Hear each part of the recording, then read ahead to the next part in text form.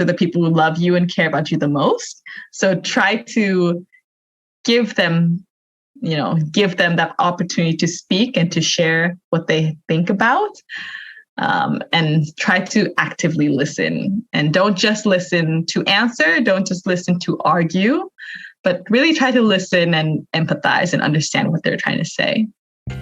This is a podcast called Walk, Talk, Listen.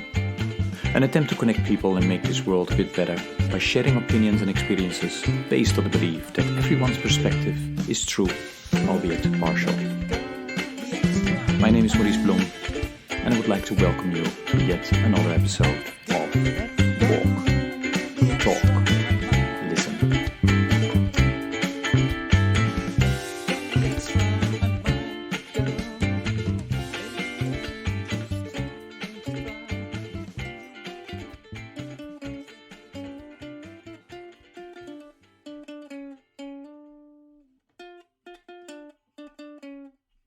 Good day, everybody. This is another episode of the podcast Walk, Talk, Listen. And as always, I'm delighted with today's guest who will introduce herself. Jitsai, please go ahead.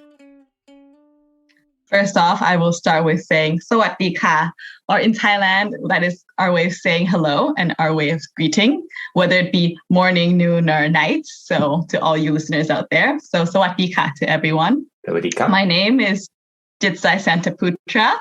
I'm an energy youth advocate, and professionally I work at the Lantau Group, which is a consulting company that focuses on the energy market in Asia Pacific, and I am based out of their Bangkok office.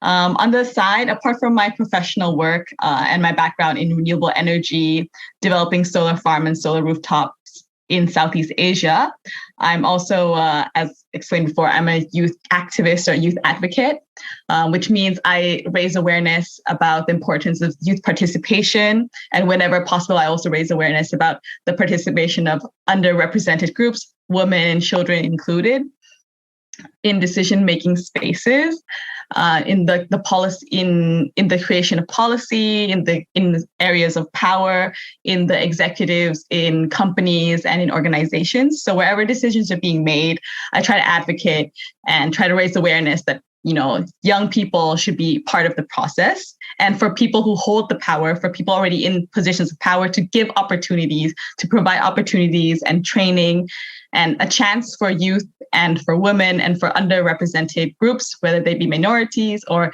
even religious minorities, to be part of that decision-making process.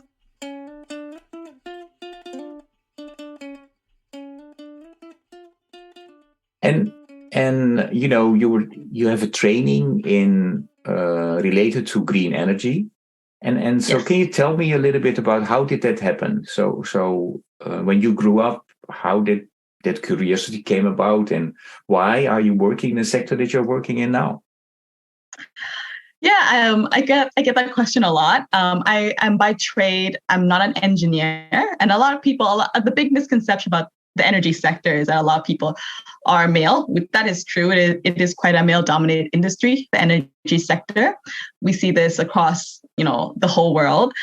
But you don't have to be an engineer. You don't have to be an energy engineer, electrical engineer to be working in the energy industry. So my background is actually in sociology and geography.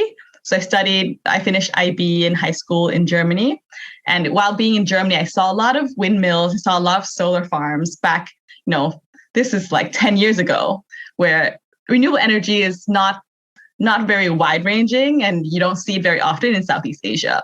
So being exposed to seeing windmills on a regular basis, and wind turbines, and seeing hydro in Europe, which is a bit more pro-renewable energy, and they're quite ahead in relation to Southeast Asia. I was very accustomed to seeing renewable energy. And so when I went to university and I studied sociology and geography, which are the subjects that I was interested in, I always was also interested in energy and what the energy transition could look like. But I didn't see that as my career when I was in university. But when I almost graduated, I did a summer. I interned at a renewable energy company in Thailand. And for that summer, I really enjoyed talking about energy and learning about renewable energy and solar and how it works and how it can really drive the energy transition and drive the decarbonization process in Thailand. So after I graduated university and I was looking for a job, I went back to the company that I interned for, and then they offered me my first job. And that's really how I started my career in the energy sector. So, in that case, I also want to emphasize the importance of giving people opportunities. Clearly, when I joined the company, I had 2 months work at this company, like in a previous year, but I had, my degree was in for and it was just my commitment that I had to convince the HR, the company to take me. And I think, that for people who are listening and are, thinking about internships during their summer, I cannot stress enough the importance of internships that can lead you to your first job. And I honestly think that is one of the hardest things. Today, my job at the Lantau Group as an energy analyst was only able to secure this job because in the first job, I was already in the energy sector. So, for any university students or high school students listening, internships, please think about it. I think whatever you choose to do, either you do the internship, you realize you enjoy it, and that's the field you want to go into in the future, which is great, or you try it and you don't like it, but then that that's not the field that's for you. And that's perfectly okay, but it's good to try.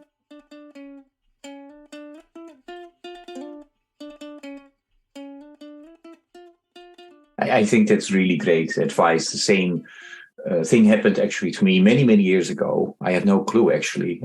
I studied anthropology. I had no clue what to do with it. But during, my practical training, I found out, actually, this is something that I could do. So you're absolutely right. Jitsai, you were saying that you are now an energy analyst. Can you maybe explain to the listeners, what does that mean? What do you have to do? I'm only in my 6th month of my job. So I would still say I'm still, getting a feel for the entire, entire job description and entire process that I'm trying to do. But what I do, a lot of what I do is actually making PowerPoints and working with Excel. So really visualizing information for people to understand what we're trying to explain. But essentially, as an energy analyst for energy markets in Southeast Asia, what it means is that companies, for example, or organizations who want to invest in Southeast Asia and say they want to buy a solar power plant, but they don't understand how the process works, what the electricity rates, what are the costs, what are the risks, the government, how the transactions will be made, how the banking system works. So we as a company essentially help companies understand the market landscape and the commercial potential of the asset of the solar power plant in this case. Or companies who want to sell their assets, then they sometimes come to us to help them understand what they have to do. So it's really about helping companies acquire assets or acquire other companies, other energy companies in Southeast Asia. But what makes me happy every day that I see is that most companies now, when they engage us for consulting work, it's actually focused on renewables. We barely have any discussion about coal apart from decommissioning existing coal plants. So we see that in the market, a lot of companies are very aware of net zero, the net zero transition, and decarbonization of their own organizations. So increasingly year on year, a lot of our projects are focused on renewables, and that is so great to see. Mm-hmm. Yeah, and so it's great that you're work in a sector that you're really passionate about, but then outside of your work, you're also the youth energy advocate. So how did that come about? And how do you combine that with your work? And then the third part is, what are you doing then? We met during the United Nations General Assembly. So you are participating in that one in New York. But tell a little bit to the listeners, those three things. I give a lot of credit to my first company that I worked for, the company I interned for, and that they accepted me for my first job fresh out of university. The company is called SPCG, and it's a publicly listed Thai company on the stock exchange, and it focuses on renewable energy, focused on solar, ground mount, and also solar rooftop. I say that because the company itself was one of the first companies to go into renewable energy in Southeast Asia. So the CEO, who's also a woman, she's dubbed the solar queen of Thailand, affectionately so, because she basically trailblazed the first solar farm and was able to pave the way for a lot of farms that came up after for other companies as well as our own. What's her name? Can you mention her name so that people can? Yes, the CEO or the Solar Queen her name is Dr. Wandi Gunchonyakong Junjaran. Quite a long name, but if you Google Solar Queen of Southeast Asia, very likely her name will be at the very top. Okay. But yeah, Dr. Wandi for short. She I would say she is still one of my idols in work and in terms of being a woman leader as well. And she was always so passionate about, decarbonizing the company, the energy sector, and as well as Thailand and Southeast Asia as a whole. Back in the days when going to COP was not something that people would want to, announce like they're going to like the Met Gala. Today, COP is something very people aspire to attend. But, 10, 15 years ago, going to COP was relatively unheard of, especially in Southeast Asia. So being mentored essentially by Dr. Wandi has really shown me how important it is to really talk about energy. We do in our professional work at the office, 9 to 5, Monday to Friday, we work on the energy transition. But if we don't talk about it, if we don't share our work outside of the people we work with, then a lot of people in the general public will not know the efforts that are being made towards decarbonization. So she always taught me, Dr. Wandi always taught me that whenever there's an opportunity to share and to also lift other people up and give them opportunities to be involved in the energy transition, always do that. And she would always say, to myself that, that she gives me an opportunity and then she hopes that one day I can also give other people opportunities as well.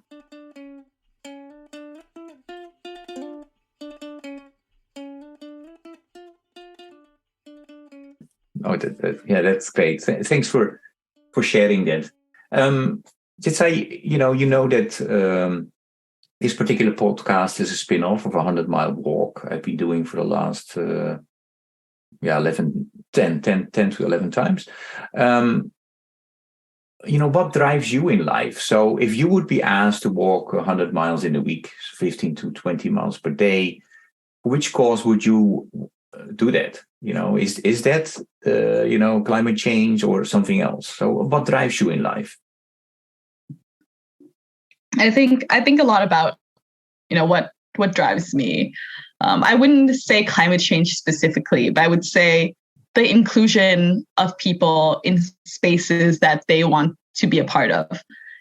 I come from a climate and energy space. So obviously that would come in the form of youth and women and minorities being involved in decision making. But I think this can be set in a broader spectrum, right? I think people, youth, and also people who are older generations, people who are retired as well.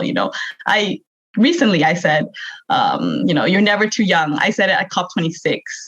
You're never too young to be the change you want to see in the world. And I had a friend very affectionately correct me, or too old, she said. And I said, that's actually very true. It's not just about age, but it's about anybody who wants to be involved should have an opportunity at it. Not saying that is, always going to be successful and going to yield the best impact, but giving people opportunities never hurts. And I think that's what drives me. And if I could walk, talk, listen, And if I could walk with you for 100 miles as well, and I was standing next to you and then other people around us, I'd want to hear other people. I'd give up other people the opportunity to also share, to also discuss. And I think that's a great learning experience, a lifelong learning for everyone. If you don't listen, then all you're thinking about is just what's already in your head. But if you listen to other people, you give other people the opportunity to share their experience, their education, their knowledge, or even their thoughts or their suggestions. You still have the opportunity, the chance later on to decide if you think it's valuable, if you want to consider taking action on the things that they suggested, recommended, just discussed with you. But if you never give them the opportunity or try to listen to other people, then there's no added value to the time you're doing in the 100-mile walk.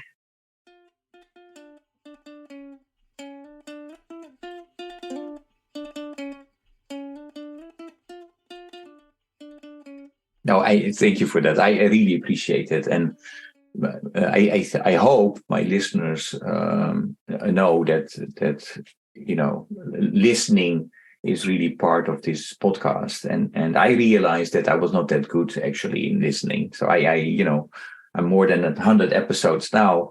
I'm slowly getting better, I hope. So I appreciate that you mentioned that. Jitsai, during those not only the physical walks, in walking with somebody in real life, how do you say that, in a real space, but also virtually, very often I end up talking about spirituality and religion. And I think it has to do with that walking has something to do with, you, especially when you're walking alone, you get into this trance and, and you start thinking about why are we here on earth and et cetera, et cetera. So the conversations about spirituality and religion are often also related to the younger generation. And then some of my guests, they're saying, well, the younger generation, they are different than the older generation. And then others are saying, no, they are similar. It depends on where, in which context, or yes, maybe it's different, but only the fact that the younger generation in many contexts are not going to church anymore, but they're still religious or they're still spiritual. Anyway, my question to you is, what do you see happening in your community among youth in terms of religion and spirituality? It's a very interesting topic. Just for the background for our listeners, I'm a practicing Buddhist, but I would say practicing in quite a mild way, meaning I believe in the Buddhist teachings and I believe in Buddha and the teachings and the practices and karma and reincarnation. But I would say that I don't frequently go to the temples. I don't go on a regular basis. It would be maybe special occasions, or if there's a funeral, if there's a merit making event, for example, then I would attend. From the people around me, from what I can say, this is from my own experience, I do see that the younger generation, there's a bigger number of people in the younger generation who I would say slightly actively resist religion. Not just Buddhism, I mean in general. But I still think they are spiritual in their own way. I think with the democratization of knowledge and information and access to the internet, I think a lot of people are religious or are spiritual. In some respects, it's like a pick and choose, not necessarily the whole teaching, all of it, but bits of it that informs them, kind of grounds their identity. Because I think a lot of friends who told me that they're atheists, how they believe atheists or are completely unspiritual, but how they act, their moral compass, how they are informed of right and wrong, still very much aligns with people who are very religious. or very spiritual, or both. So I think at some level, I think just through access to the internet, access to information and the vast amounts of information, and from other religions as well. I think back in the days when there was no internet, I think if a country was a majority certain, say Buddhism, it's very difficult to access other religious information or religious texts. Now today it's at your fingertips. I'm not going to make any judgments between if that's a good or bad thing necessarily, but I do think that allows people, especially the younger generation, to pick and choose parts that they identify or they resonate with at a core. And I think that still largely is impacted by their parents' beliefs and their religious beliefs and their spirituality. So I think that was a really long way of saying that I think the younger generation is becoming less religious, but that would be I would say it would be incorrect to assume that they are just becoming less religious and that's the end. I think it's less religious in terms of a textbook, in terms of what people, if there was a checklist, they might not check every list on certain religions, but I think they're checking more lists on the spirituality list or other religions checklist. Yeah. And just to check to, my understanding, when you talk about, your community, so what you see, are you talking about, your community in Thailand, or more about, because you are traveling also and you have studied abroad, do you consider yourself to be more of a global citizen, or still, more embedded in the Thai community? I would definitely say that by description just now into the previous question, it would definitely be more a global citizen, but also very much informed with like the Thai community in Bangkok. But the Thai community in Bangkok with the more international flavor to it as well. I would not say that I'm a traditional Thai youth, but I think I can, decently represent amounts of the youth that do live in Thailand. Okay.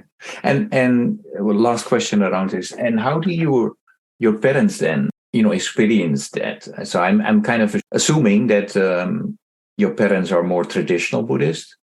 So you are not. So how do they react to that? I think just for my family, I think my grandparents, very, very, very religious. My parents also very religious, but a little bit more open and understanding. With my father being a diplomat, we've moved around to various countries around the world. We used to live in Egypt and Kenya as well. So we were very much exposed to like the Muslim world, the Muslim community. We lived in New York, I think, which is very open and accepting of all religions as a city. And we lived in Germany as well, very Christian there. I think my parents are very fundamentally Buddhist, but they give me the space to be as religious or as not religious as I choose to be. But I think that's something that they have to accept by, with my upbringing around the world. So they, but we would always go to Thai temples or Buddhist temples in countries that don't have specifically Thai temples. So Buddhist temples when we were in Germany, when we were in Egypt, for example. So we've always had a religious tendency that my parents tried to cultivate. I think that would be a good way of explaining that.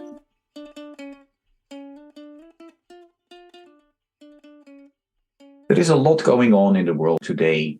What are some of the things that you worry about at the moment? I think one of the things, going back to the idea of walk, talk, listen, I think one of the things I worry about fundamentally is not, I don't want to say climate change or war between countries. I think that does affect people. But I think something I worry about is I think a lot of people now, they don't listen.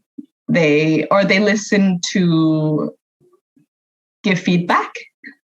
And I think that's something that fundamentally as an individual, or even, if we want to relate back to COP or climate change, right? As negotiators, for example, if you don't listen and you don't fully take in what somebody else is saying, or another delegation, or another group, another country, another religion is saying, I think that is a very dangerous time. I think that there's a lot of risk involved if everybody's just listening, not the whole story, not the whole picture, but listening to snap back. I think that's one of the downsides as well, coming into a digital age where everybody's attention span has shortened. TikTok, Instagram, everything, all the content you want is being spoon-fed in 30-second chunks. There's a lot lost in that. You can see that from the news as well. News articles getting shorter, and everything is on demand. Everything has to fight for attention. And in some cases, that's a good thing, for like democratization of knowledge, for example. I think that's a great thing that the internet has brought. But I think the shortening of attention span and the unfortunate lowering of critical thinking, because the information is so short, so already condensed, but sometimes in the condensation of knowledge or information being shared, because it's getting condensed, there's a lot lost along the way, even before it comes out of somebody's mouth or being recorded on a video, for example. So I think when people don't listen, I think that's a risk. When people don't listen, when communities, world leaders, but I think all that comes back down to, as an individual, I think the skill to listen, or actively listen with empathy, I think that's something that I want to stress. And I think if people can practice that a bit more, if people practice active listening and be more empathetic when we're listening, and really try to understand and look from other people's point of view. If you can practice that, and if you're in a position of power, or if you're in negotiations, I think that would be very, very beneficial to yourself, your community, your school, your university, your organization, your country, at all levels.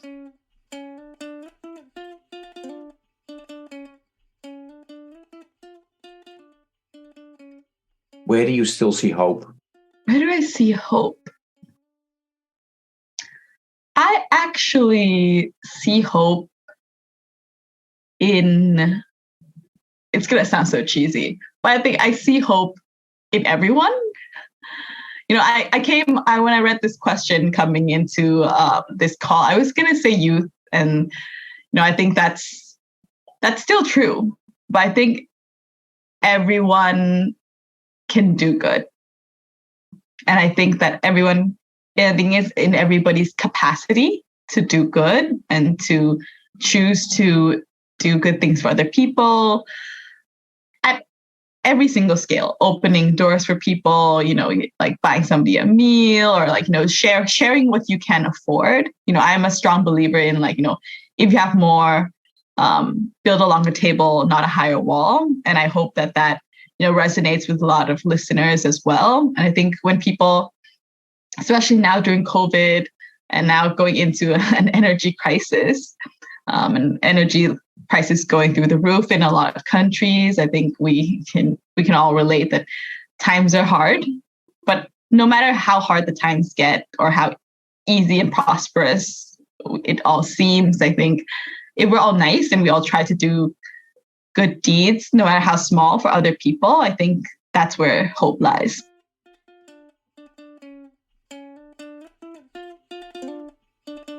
We met, as I mentioned earlier, during the United Nations General Assembly and Climate Action Week. Mm-hmm. Of course, during that week, we talked a lot about the Sustainable Development Goals.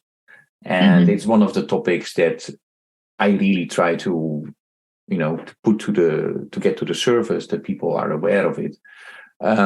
What do you want the listeners to know about the SDGs, about the global goals, Sustainable Development Goals? What I want people to know, no matter how young or how old they may be, is I think all the SDGs affect your life, no matter whoever you are, wherever you are, they will affect your life at some level. For example, I personally work on SDG 7, which is the clean and affordable energy. that, people might say, oh yeah, but it doesn't affect me. Like I don't need energy. I don't need lights. Very few people would say that, but people listen to this podcast over the internet. The internet, if you have no electricity, you could not possibly access the internet. The internet actually is not independent from electricity. So, I think a lot of youths do question that. And, in panels that I have discussed with high schoolers, and I say SDG 7, they think of power plants and generation, and they think it's so far away from them. But, COVID, everybody learns online. Laptops are powered by internet. Your mobile phone is powered by electricity. Laptops are powered by electricity, not internet. But yeah, it almost seems interchangeable, doesn't it? I think today, in this day and age, right? But affordable energy affects everyone. And that's just for SDG 7. All the other SDGs, for example, even life underwater, for people who think that they're so far away from the ocean that doesn't matter, people who eat fish, people who eat seafood, the ocean regulates the temperature of the earth. That's 70% of the earth's surface, for example. So these are just, I think a lot of people feel like SDGs are so far removed from them, from their daily lives. But everybody eats food, for example. There's an SDG for food. So I think it cannot be stressed enough how important it is that people work towards the Sustainable Development Goals and that they are all interconnected. And I think those are very important things to keep in mind when talking about the SDGs, and not as very far-fetched concepts, but they're actually things that touch everybody's lives.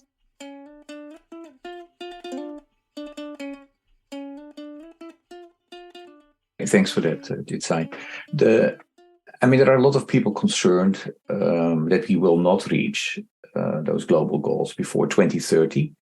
Especially the last 2 years have been hard. We did not make any progress. And there is a growing group of people who are saying, one of the reasons that we are not reaching those goals is that we did not pay attention to the abilities and skills that we need as individuals and as community to work on those system changes, because basically that's what we're talking about. So they developed, as a result of a survey, the inner development goals. There are 5. My question to you, have you heard about these inner development goals? And if so, any thoughts? I have not heard of the inner development goals, but I did look them up just before this call. Mm-hmm. So any thoughts? I think you were talking about listening, for example, and empathy. That seems to be part of the whole being, relating, that is also mentioned in the 5 IDGs, right? So yeah, I think inner development goals, I think it's a great way of calling it. I think studying sociology in university, I reflect a lot about people, and people talk about psychology, and we used to say in sociology that sociology is about 2 people and out, and psychology is 1 and in. But I think that's just drawing lines in the sand. I think they both interact with each other, psychology and sociology, the individual and the social. So my opinions on the 5 IDGs. I think being in relationship to self is so important. I think that's so fundamental. I think all 5 of the IDGs, being, thinking, relating, collaborating, and acting I think people underestimate how important it is to be with yourself and to understand and know yourself. I think a lot of people are afraid of knowing themselves and they keep busy. A lot of people, for example, cling to relationships. I think people listening can relate. I think a lot of people cling to their friends, their family, or the significant other. And I think a large part of that is people don't want to get to know themselves. The world is noisy and you want to be busy and active, but sometimes when the world is quiet and you're by yourself and you kind of have to reflect internally. And I think, this relating, like IDG3, relating or caring for others and the world, if you have empathy and you have understanding for yourself and you value yourself, you value your own feelings and you allow yourself to feel all the feelings that you have, I think if you can empathize with yourself, you can, and you care of yourself, you value yourself, it makes it easier for you to relate to other people and to care for other people and care for other people's thoughts, their opinions, their suggestions. And it goes back to being able to listen to other people. Because if you can listen to yourself and understand yourself, it makes it a lot easier when you're listening to other people to see them as people, see their thoughts as valuable. As you give yourself value, you also understand other people. You talked a lot about listening. And then in the beginning, you also said, you need to practice. So how do you practice listening? Well, how do you do that? I think practicing listening, I think a good way of doing it is when you're with your friends or family and somebody's telling you something. I think it's very common. Maybe if you, for example, you wake up, you go to breakfast, you go downstairs. For example, I live with my parents, and when I talk to them in the morning, I ask them a question. For example, how are you feeling? Or what are you doing today? I try to listen when they reply, and I try to not answer in the first 2 seconds of silence. What I found is that sometimes they say it and then they have other things that they want to add. But if we answer or we try to reply too soon, you're not giving them a chance to continue what they're saying, right? Continue their train of thought. And I try very hard to, slow down my own pace. I'm quite a fast speaker and I get that feedback a lot. And I'm quite snappy and enthusiastic. And so I sometimes rush people to answer. And I try very hard, I think I'm 28 now, and I still am learning to listen to people. And I think the older you get, sometimes you forget that you're still a student. I believe in lifelong learning. I think when you have a degree and everything, you think you know what you're talking about and you're the authority on certain topics or certain aspects because you've been doing it for so long. But then you forget to listen to other people. And even if other people have, a lower degree, a lower education, or are not in that field, sometimes, ideas come, thinking outside the box or listening to other people because they're not formed in a box. And I think that's where a lot of the best ideas are. So in terms of practicing, I try to do with my parents, I think, or people who you're close to.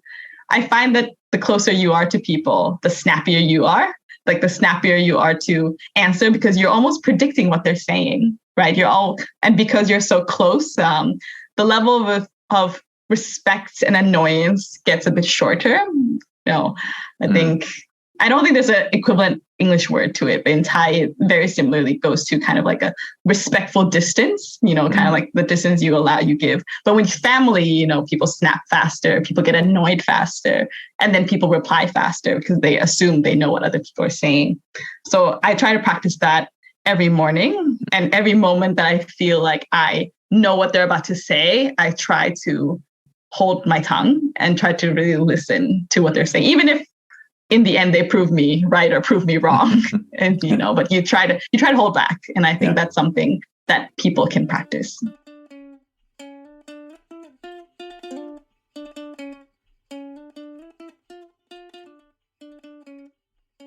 Okay, I'm going to ask you to listen now, to listen to a question of my previous guest. And his name is Kees Klomp from the Netherlands. So listen, please. Or could you be happy without material comfort? And what is happiness then? Okay. Did you hear it? Yes. So could you be happy without material comfort? In all honesty, as much as I want to say I know that I have some attachments to, I think I would call it a reasonable or a certain level of comfort in my daily life. I would, definitely classify myself as an urban dweller, as an urban creature. Mm-hmm. And I enjoy the comfort, the ease, and the smooth sailing of life with the assistance of technology and access to entertainment. I do enjoy reading a book and being, offline, just being alone. But eventually I wouldn't want to say require, but I almost expect and am greatly disappointed if I'm not, existing in a certain level of comfort for myself to function and, create the impact that I want in the energy transition and in my career and everything. So to the previous guest's answer, sadly, unfortunately, my answer would be, I would still need some level of material comfort. And what is happiness, right? That's the $1 million question right there. I think happiness is being content with yourself, being content with the people around you. And, I think happiness, sometimes people think happiness is the lack of suffering or the lack of pain. But I think you couldn't appreciate or be happy if you never experienced pain or any suffering. But I also, there's a saying that my friend said that I always believe, which is, suffering, pain is inevitable in life. Pain is inevitable, but suffering is a choice. And with that saying, I do believe that happiness is a choice. There are things that, like having a full stomach, having full belly, having food, having safety around you, right? There's like a pyramid of necessities. I think those are very real and very important to, physical and emotional well-being. But in the very end, ultimately, I think happiness is a choice. And that's why people, some people say you can't buy happiness no matter how much money you have. If you're still racing, you're still trying to get more and trying to acquire more, and you're not acknowledging and, being who you are, I think it's very hard to be happy in the sense of contentment and satisfaction. So happiness is a choice. And I choose to be happy. I wake up every day, every morning. I tell myself that, today I will be happy. Today I will have a good day. As Winnie the Pooh says, today is a good day. And that is the start of happiness. If you can have your mindset to today will be a good day, then happiness is within reach. As you said, there are always days when maybe you don't feel that totally. So how do you get out of those, feelings? Just by saying it to yourself, or is there something you do, or? Yeah, I think we all have hard days. Sometimes it's work related, sometimes it's relationships, sometimes family, sometimes losing a loved one, right? I think those are difficult days. I like to classify them as difficult, challenging days, right? Challenging for yourself emotionally or physically, if you're recovering from certain injuries or surgeries, for example. But I would say that during the difficult days, I still tell myself that, I'm going to have a good day, because during the whole day, there must be moments where you can be happy, where you can allow yourself to be happy, where you can allow yourself to not be sad, to not be suffering, to be in a positive mental state, and to be thankful, right? I think if there was nothing, if you are so ill or you're, constantly in pain, there are moments where you can just be thankful that there are people who love you, there are people who cares about you, or there's, or you have a pet that loves you and your pet is happy and healthy and you can share in other people's happiness, So I think there are definitely ways to manage, whether that be grief or sadness or unhappiness, to give yourself moments of happiness if that day turns out not to be the best of days.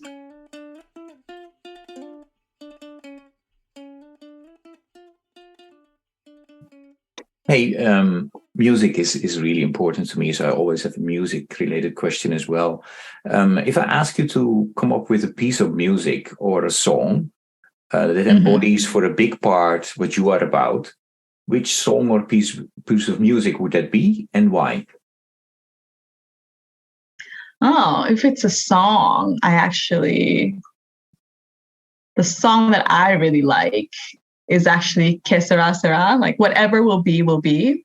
The future is not yours to see, but what will be, will be. I think that is so human.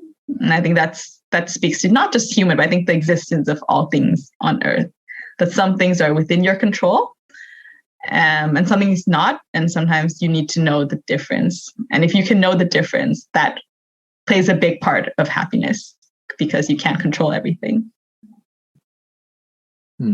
And is that a certain rendition of that song that you like, or or any rendition is fine? It's more about the song itself than the artist. Yeah, it's more about the song itself. I actually don't know who actually sings. I think it's just a song that my parents always sang to me. I know that there is an original artist to it, but I think it has been remade by several artists, and it's a very common song. But yeah, that's it. Okay.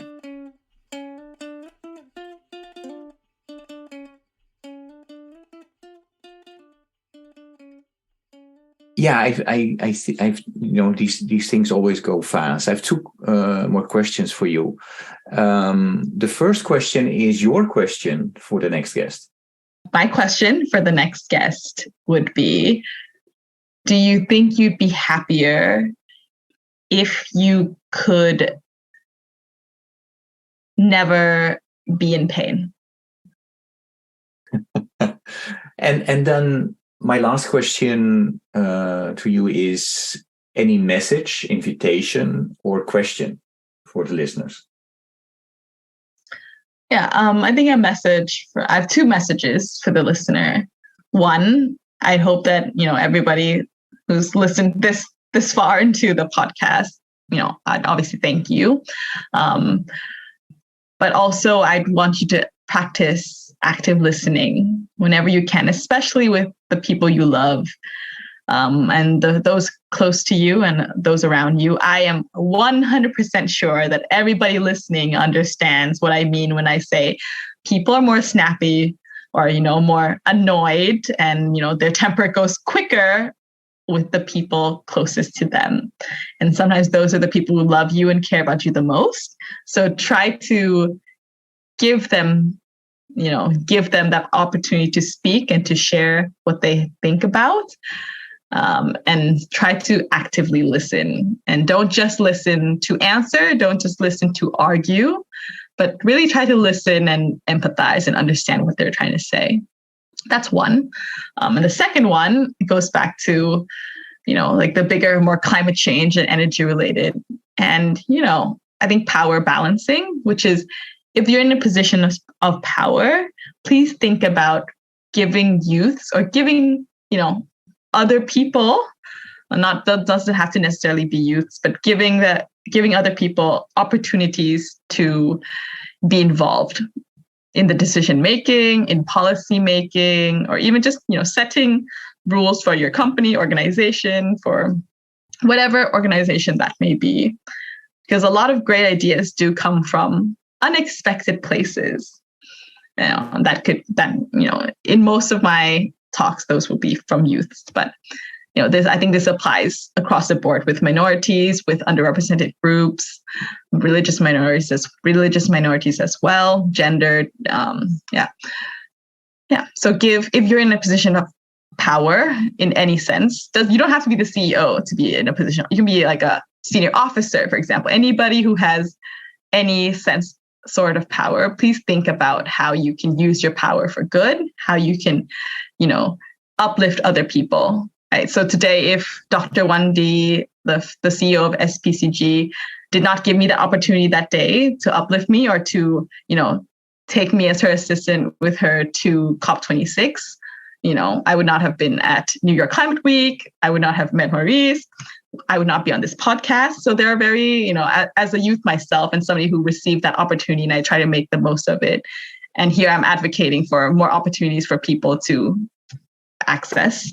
There's a lot of very committed young people and people who would be future leaders, and you can definitely play your part in helping them. Jitsai, I would like to really thank you for today. I mean, if there is one guest that really walks the talk, it's you, and then also listens. So you're representing the whole title of this podcast. So thank you so much.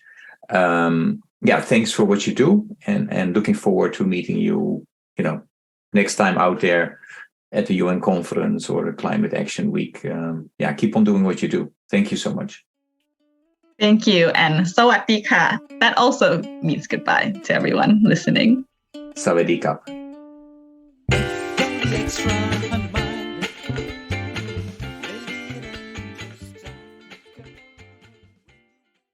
Thank you for listening to Walk, Talk, Listen. Please check us out on 100mile.org or follow us on Facebook or Instagram.